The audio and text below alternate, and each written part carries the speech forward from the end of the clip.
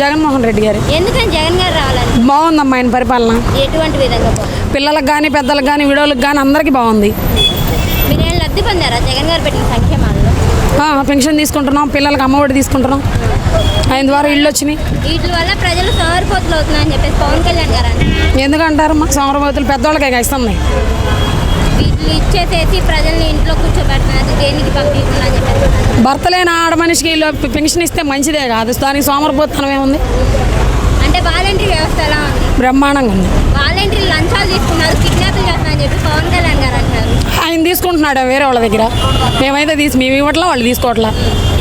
మరి ఇప్పుడు పవన్ కళ్యాణ్ గారు అంటున్నారు జగన్ గారి అహంకారానికి ప్రజల ఆత్మగౌరవానికి సంబంధించిన యుద్ధ విధి అని చెప్పేసి అంటున్నారు. ఆయన చెప్పేదంతా తప్పమ్మా, వచ్చేది జగనే, ఆయన పరిపాలనే బాగుంది, ఆయనే రావాలి, ఆయనే వస్తాడు. మరి ఇప్పుడు పవన్ కళ్యాణ్ గారు అంటున్నారు జగన్ గారికి గద్ద దించుతాను, ఇంకా సీట్ ఎక్కనేను అని చెప్పి అంటున్నారు.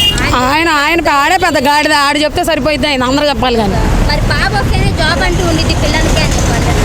బాబు వస్తే ఫ్యూచర్ ఎవరికి ఉండదమ్మా, జగన్మోహన్ రెడ్డి వస్తేనే పిల్లలకి ఫ్యూచర్ ఉంటుంది, పెద్దలకి అందరికీ అండగా ఉంటాడు ఆయన. రాష్ట్రానికి మంచి జరగాలంటే నేను బాబు గారు కలిసి రావాల్సిందే అని చెప్పి అంటున్నారు. జగన్మోహన్ రెడ్డే రావాలమ్మా, వీళ్ళంతా వేస్ట్, ఇవన్నీ ఉట్టి మాటలు.